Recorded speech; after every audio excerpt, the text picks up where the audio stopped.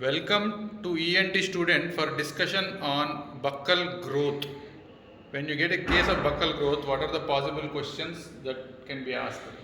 Taking the anatomy, so buccal mucosa, so buccal, this particular cheek is 1 to 3 centimeters thickness and it is extending from the oral commissure till the level of the anterior pillar, that is in front of this retromolar trigone, not the anterior pillar, in front of this retromolar trigone. How do you say in front of the retromolar trigone? That is a line drawn from maxillary tuberosity till the distobuccal aspect of the third molar. That is the line, that is the posterior line demarcating the buccal mucosa. Superior gingivo-buccal sulcus, inferior gingivo-buccal sulcus are the margins. And it is having a lot of minor salivary glands, opening of the parotid duct and lined by non-keratinized stratified squamous epithelium, which is having less amount of food load. So sensory system is supplied by sensory nerve is mandibular division of the trigeminal nerve, that is buccal branch, and lymph nodes are into the facial nodes, submandibular and deep cervical. Thickness 1 to 3 centimeters already noted. How does a case of buccal cancer present? Alveobuccal carcinomas are more common in India. They are like a verrucous lesion or exophytic lesion or ulcero-infiltrative lesion. They present with pain, mass, ulceration and trismus because of the involvement of this particular mandible.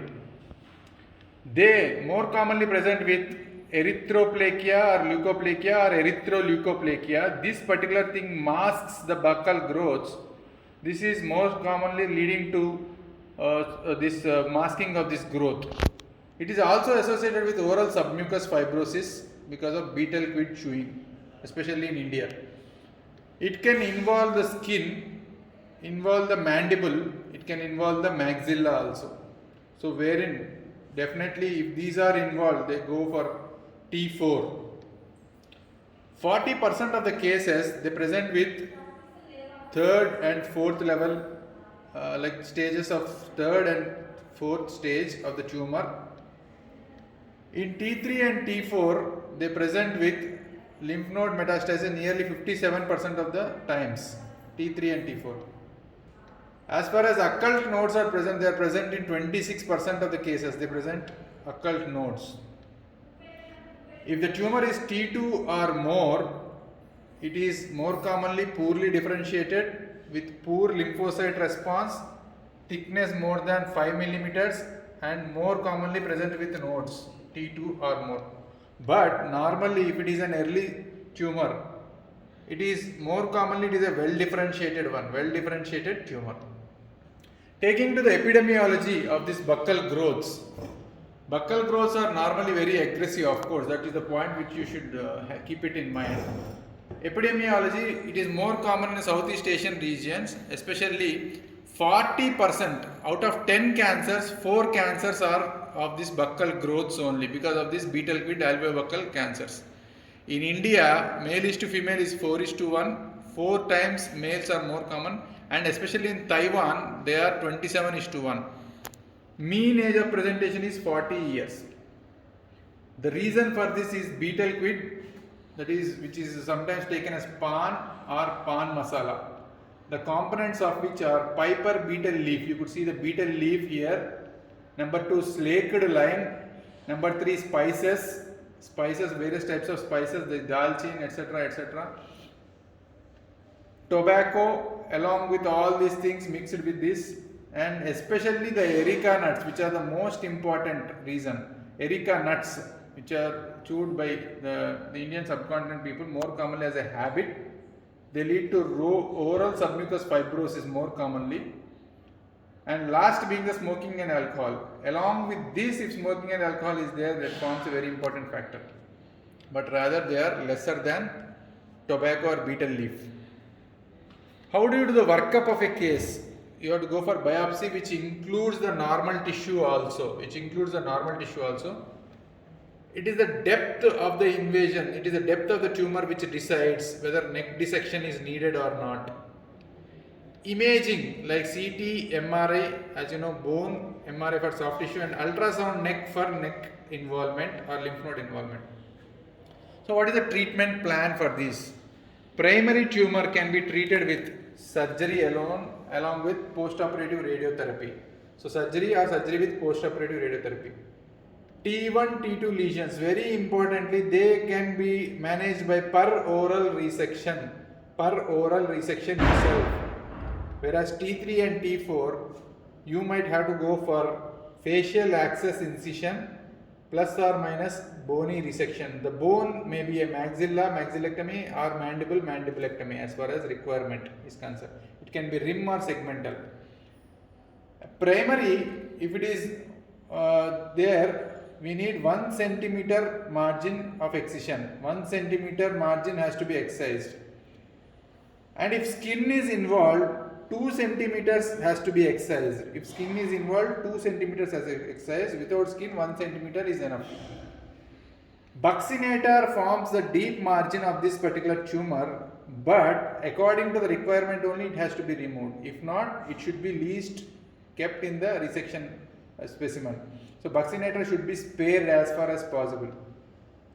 Parotid duct, whether repositioned or ligated based on the situation. It can be repositioned or it can be ligated. Skin should be removed if involved. If skin is involved, 2 centimeters is the margin that is to be taken. If mandible or maxilla are involved, we need to go for maxillectomy or mandibulectomy, especially rim or segmental, already discussed. Small T1 tumors, you can go for resection and reconstruction. The primary closure can be done for the small T1 tumors. Primary closure is enough. But because of primary closure, trismus can be there, which can be manageable by exercises. You might have to go for a split skin graft with silicone sheet graft support for the graft support. Silicone sheet for the graft support. And local flaps such as buccal fat, temporoparietal facial flap may be helpful if they are available, if they are not involved in the specimen.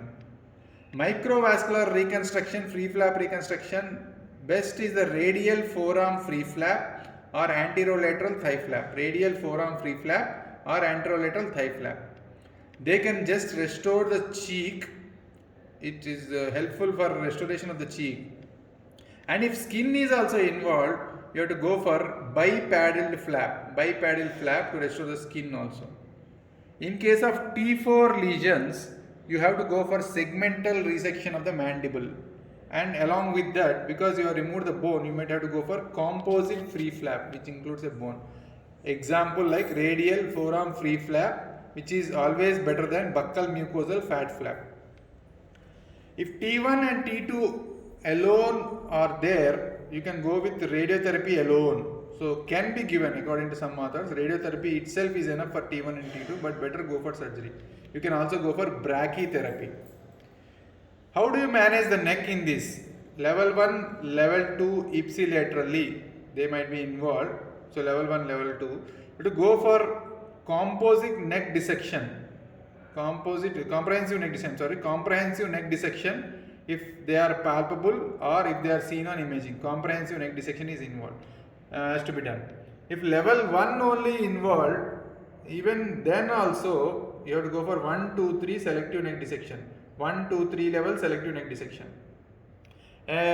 We have to keep a mind on facial artery nodes which are there at the level of mandible. They should be removed. Facial artery nodes, because facial nodes, we have seen that facial nodes are the supply here accordingly. Facial nodes are the supply here. And for lesions greater than or equal to T2, more than T2 or more than 5 millimeter size, you need to go for elective neck dissection. And as far as the post-operative radiotherapy is considered, post-operative radiotherapy is a must, and you should think of greater than 2 or more nodes involvement, extracapsular spread, positive margins, level stage 3 and stage 4 disease, and some stage 1 and stage 2 if greater than 10 millimeters. Some authors consider post-operative radiotherapy is needed. Recurrence rates for these buccal tumors are 26 to 80%, that is at 2 years. It is depending upon the thickness and the differentiation of the tumor. This is how the case of buccal growth, that is aggressive tumor, can be managed. Thank you very much for watching this answer based on aggressive tumors of the buccal growths. Thank you very much for watching ENT student.